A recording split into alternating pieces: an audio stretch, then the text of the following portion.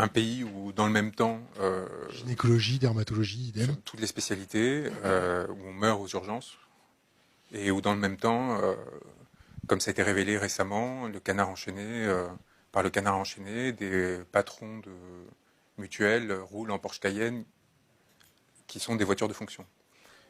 Donc on est dans une situation où, en fait, ce pays est devenu un pays d'escrocs, où la vérité n'a plus aucune valeur, où l'honneur est complètement mis à bas, où Il n'y a pas que des escrocs.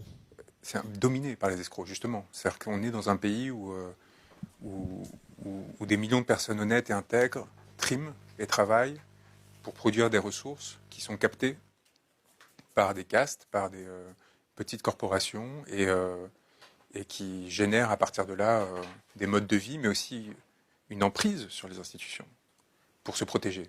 Et c'est là où il y a la corruption, et il y a ensuite la lâcheté, la couardise, la compromission de la part d'un certain nombre d'institutions au sein de la justice, au sein de la police, qui protègent ces entités, qui protègent ces individus, et qui font que ce pays est devenu invivable. Faire justice aujourd'hui dans ce pays, c'est devenu impossible. Obtenir une décision de justice sincère, honnête, dans un délai raisonnable, c'est devenu inconcevable.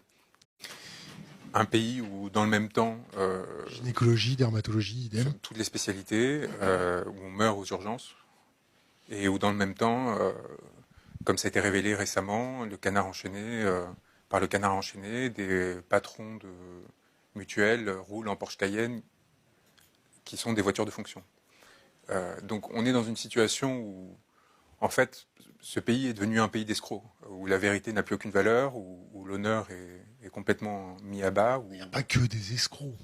c'est dominé par les escrocs, justement. C'est-à-dire qu'on est dans un pays où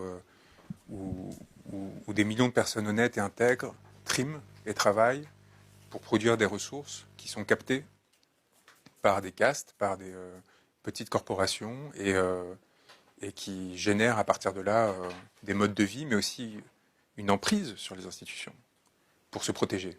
Et c'est là où il y a la corruption, et il y a ensuite la lâcheté, la couardise, la compromission de la part d'un certain nombre d'institutions au sein de la justice, au sein de la police, qui protègent ces entités, qui protègent ces individus, et qui font que ce pays est devenu invivable. Faire justice aujourd'hui dans ce pays, c'est devenu impossible. Obtenir une décision de justice sincère, honnête, dans un délai raisonnable, c'est devenu inconcevable.